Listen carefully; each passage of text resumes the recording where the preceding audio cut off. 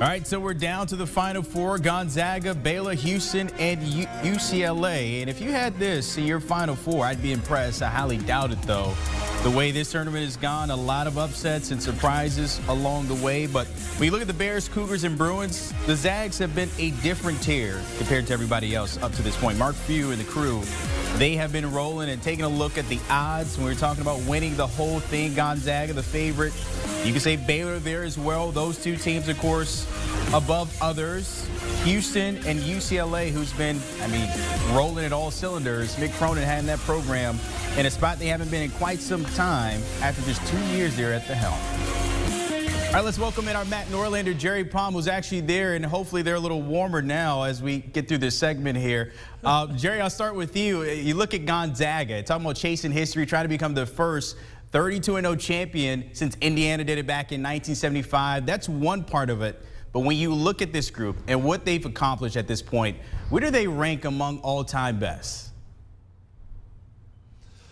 Well, certainly, it's hard to compare eras, right? UCLA had that great run, with Bill Walton and Lou Alcindor and those guys. I don't know, how do you compare that team with the team that Gonzaga has now? But when you're talking about recent history, the 21st century, maybe into the 90s, this Gonzaga team is going to rank with anybody, even if they don't win this tournament. I think they're going to rank as, with some of the better Kentucky teams, the better Duke teams, Carolina team that beat Illinois that one in St. Louis that 1 year. This Gonzaga team is loaded, and you don't often see a team in with 3 All-Americans on it like this.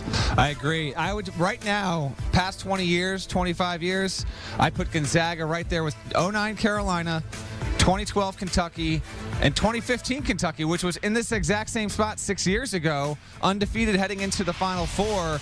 When I look at this team's overall offensive ability, I think that it's got a wonderful chance at having, obviously, the case at being the best team since maybe 96 Kentucky overall, which I thought was the best team in the past 30 years in college basketball. Undeniably, a wonderful squad right now. No matter what, again, we're talking no matter what happens in the next couple of games. They've already proven it to this point. They've been dominant against every single team they've played. Only West Virginia's kept it within double digits. Matt, touching on that, of course, if they do want to win that chip, you got to get past one of the original Blue Bloods in UCLA.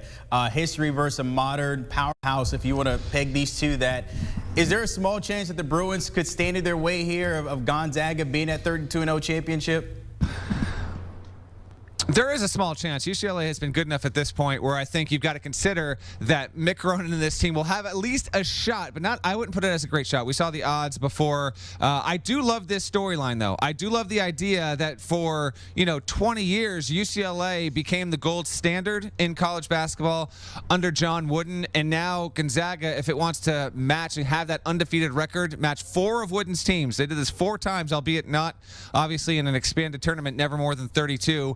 They've got to get through UCLA. And, oh, by the way, another subplot to all of this, Mark Few has turned down UCLA before to stay at Gonzaga, and they'll also try to avenge the loss to Adam Morrison for a second time. They beat him in 2015 in the Sweet 16, Jerry, but this one I feel is just a little bit bigger than the last time. It's so much different, really, because UCLA's here as an 11 seed. The only chance, really, that UCLA has is to just make this game as muddy and physical and grindy as possible.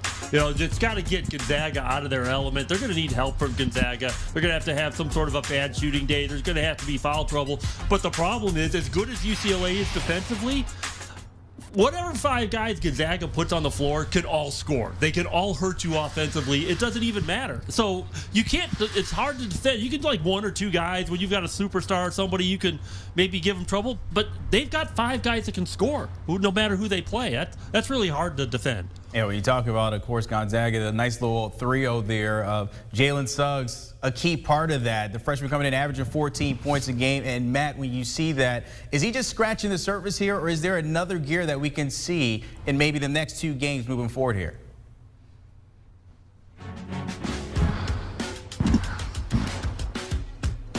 Matt, can you hear me? Well, the thing about Jalen Suggs is he has another gear. Jalen Suggs is perfectly capable of dominating a game, The problem is you've got 4 other guys on the floor that can do that. So there's no need for Jalen Suggs to have to dominate a game. Now, if the things develop during a game where Jalen Suggs does have to take over, he's certainly capable of that. But you've got Timmy, you've got Kispert, you've got Nebhard, you've got all of these guys that are contributing during the game. And when you've got that level of balance, there's no real need to take over. So, Jerry, just out of curiosity, you touched on it there, the big three-piece there where we talk about Timmy and Kispert and Suggs. When you look at this three, what have they done up to this point to be so successful? Because it seems like no matter who they play, they can beat you by double digits. Either we saw the last game with USC, their defense coming into play. What's been so successful about this three-piece here? Well, they're all different. Timmy's a center, and Kispert and Suggs are guards. And Kispert is not an attack-the-basket kind of guard, although he can do that, and Suggs is more capable of that. So they just have a different skill set, each guy, but they're all complementary. But they're all 3 superstars in their own right. But it's not just those 3. It's the other guys that can really contribute. But those 3 guys, no team really has a trio like those 3, Suggs and Kispert and Timmy. Yeah, they are. This team is certainly. I equate this team to the Golden State Warriors of college basketball only in this way. Suggs is like Durant in that he takes them to another level. So I feel as though sometimes we've used this analogy a bit poorly in the past, but in this specific case here, Gonzaga's never had a player like Suggs, similar to the way that Golden State didn't have a player like Durant. And so because of that, I do think that this team has elevated and surpassed itself from the rest of the sport. And that's also, by the way, proven out in adjusted efficiency margin and multiple predictive metrics. I mean, this team is clearly on a tier to itself. Everyone is wondering if it'll be Gonzaga versus Baylor because those were the 2 teams that were, grouped together for most of the season until Baylor's COVID pause. Since then, Gonzaga has separated themselves. And I do believe that if it wins the national championship with an undefeated record, we will regard this Gonzaga team in similarly gilded terms that we do look back already at those Golden State teams that, won more than 70 games and certainly made their mark on the NBA. Matt, we talk about how dominant Gonzaga's been up to this point. It seems like every time after a game, we want to know, is there a weakness? I'm going to ask you again, heading into this one, is there a weakness that the Zags can actually show UCLA? It's like, you know what, we can kind of expose that come Saturday. I don't think the team has a weakness. A weakness to me would be something that they've proven over multiple games to have a bona fide issue with, and that just isn't there. Now, they're not absolutely elite at shooting the 3, but they don't need to be. This is the best 2-point shooting team in the history of college basketball as we sit here right now. If you want to expose them, you've got to try and hope that Drew Timme gets in foul trouble, and they're not loaded on the inside. Problem is, every team remaining it doesn't have, a huge stable of bigs to combat that. So potentially interior defense, that might be one weakness, but the teams remaining actually don't have the roster to combat that. So you're going to have to get fortunate with their 3-point shooting and hope they have an off night. It starts there if you want to have a shot. All right, appreciate it as always, Jerry Palm and Matt Norlander. Hopefully it's a lot warmer. I know you said it was 27 degrees here. Hopefully it's about 30 with the sun coming out while the guys kind of thaw out there up there in Indianapolis. By the way, though, check out the Eye on College Basketball podcast. Gary Parrish and Matt Norlander laying it out. The closer we get to the Final Four, just mentioned there, Gonzaga, UCLA. Want to see that matchup. Talk about the old dogs versus the modern dogs. That should be interesting. Download and follow the pod.